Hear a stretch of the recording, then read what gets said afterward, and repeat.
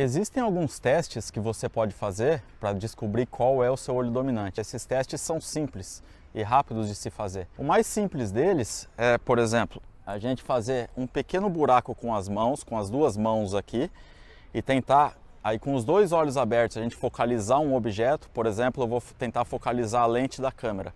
Então eu estou olhando ali para a lente da câmera, estendo os meus dois braços aqui, com um buraquinho feito aqui entre os dedos, e sem mexer minha cabeça e sem fechar os olhos, eu tento aproximar e enxergar a câmera ali por dentro desse buraco.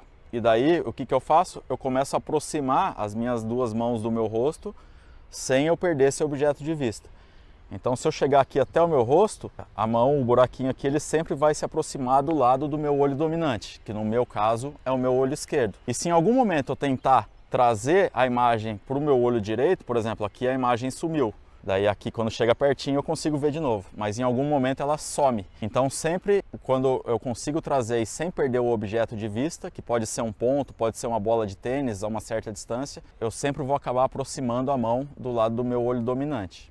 Uma outra maneira de fazer esse teste é, por exemplo, a gente pegar uma folha sulfite e fazer um pequeno buraco no centro de mais ou menos 1 centímetro de diâmetro.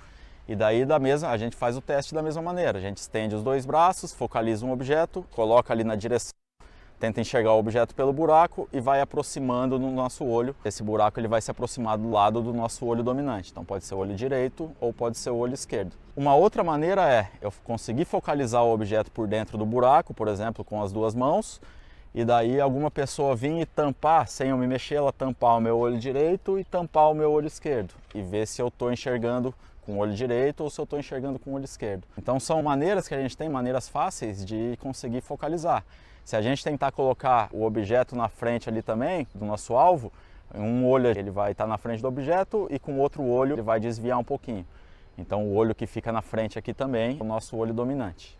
Uma outra maneira de descobrir o olho dominante é saber normalmente com qual olho a pessoa utiliza na hora de fazer uma mira para atirar, por exemplo, ou com um revólver ou com uma espingarda. Até em alguns esportes, como tiro ao alvo ou arco e flecha, eles fazem o teste do olho dominante para quê? Para que eles consigam ter a técnica exata para atirar. Então, por exemplo, no meu caso eu tenho o olho esquerdo dominante, então eu tenho que alinhar a minha espingarda aqui ou o meu revólver no lado do meu olho esquerdo. Se eu tenho o olho direito, eu já mudo um pouquinho essa mira. Então isso pode variar um pouquinho, dependendo da técnica, também do tiro, pode variar se eu tenho o olho direito dominante ou se eu tenho o olho esquerdo dominante.